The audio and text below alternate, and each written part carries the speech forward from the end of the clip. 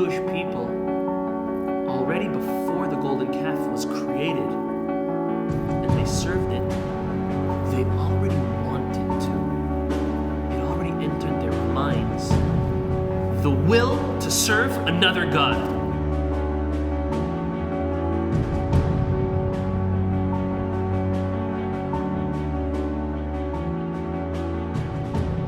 There's a very interesting verse in the beginning of our second Torah portion, and I will quote. It says, chapter 14, verses 2 and 3. It says, Zot tieh Torat ha-Metzora, beyom tahorato vehuva la-kohen.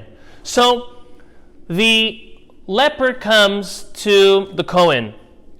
The Kohen examines the individual and says, it's white and it is tameh. So now the person was exiled. They were asked to leave, to not make anyone else impure in the city. And 7 days pass, and now the individual needs to be re-examined by the Kohen to see if they've done a proper teshuvah, a proper repentance, and if they're ready to be welcomed and come back to the congregation, to the city. So this point right here is talking about that right after that first week. So this is the law of the leper on the day that he thinks that he should be tahor, that he should be pure. Vehuva la-kohen, he's brought to the Kohen. Now right away it says, V'yatza ha-kohen el michutz la-machaneh. Now this Kohen leaves and he goes to the leper outside of the camp.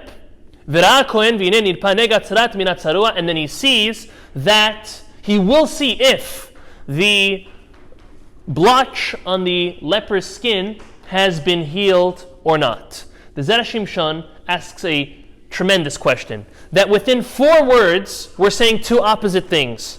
At first, we're saying that the leper is brought to the Kohen. And 4 words later, the Torah is saying that the Kohen goes to the leper. Well, which one is it? Who goes to who? So the obvious answer is they go to each other. But it's a very interesting way for the Torah to explain that they need to meet somewhere in the middle. So listen to what the Zera Shimshon says. He first starts off in telling us that the Rambam, the Maimonides, tells us there is a law that a Kohen has to go and be available to examine after that week if the individual is pure and impure. You can't say, I'll come later, or I'll come tomorrow, I'll come next week. Hey, that person been in excommunication basically for a whole week, and they've been waiting for this. So the Kohen cannot, it's a responsibility the Kohen has. They cannot just push it off and delay it to another time. They have to do it right away. But now let's take a step back. This leper that's excommunicated, they need to leave all 3 camps. The camp of Kohanim, the camp of Leviim, and also the camp of all Israel. They are out of the city, out of the camp. They have all the right to go as far as they want.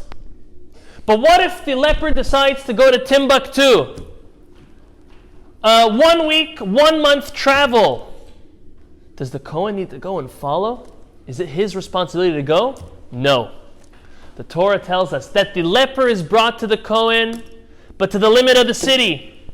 And the Kohen goes and meets them at the limit of the city, not further away. If we take the question back a moment, the leper would not even be able to be brought to the Kohen in the city. Because until he's deemed tahor, until he's deemed pure, he wouldn't be allowed back in. So therefore, it's a compromise.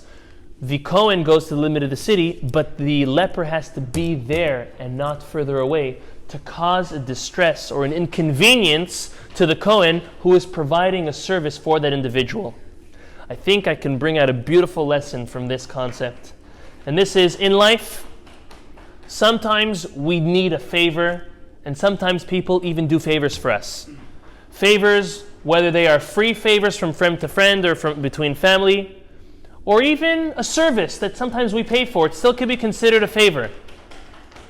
It is as important as the individual who's performing the favor and going out of their way to help us. It is equally as important that we help the individual help us.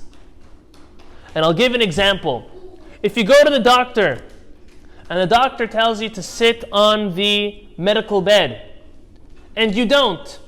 And they say, open your shirt, we need to check your heart, check your breathing, and you don't. And it turns into a wrestling match, the doctor versus you, trying to hold you down and get a nurse to hold you down to start examining you. Help the doctor help you. When it comes to other types of favors, try not to become a burden onto someone else. And if you really and genuinely need the favor from someone, take it in good faith. But help them help you. If there's something you can do to make it easier for them to help you, go ahead and do it. Don't abuse the favor. Don't abuse the individual. It's a very important concept that sometimes is forgotten. Allow others to help you. It's okay.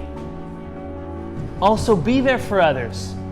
But be there for yourself and be there for others when they are there for you. Help others in them servicing and doing a favor for you.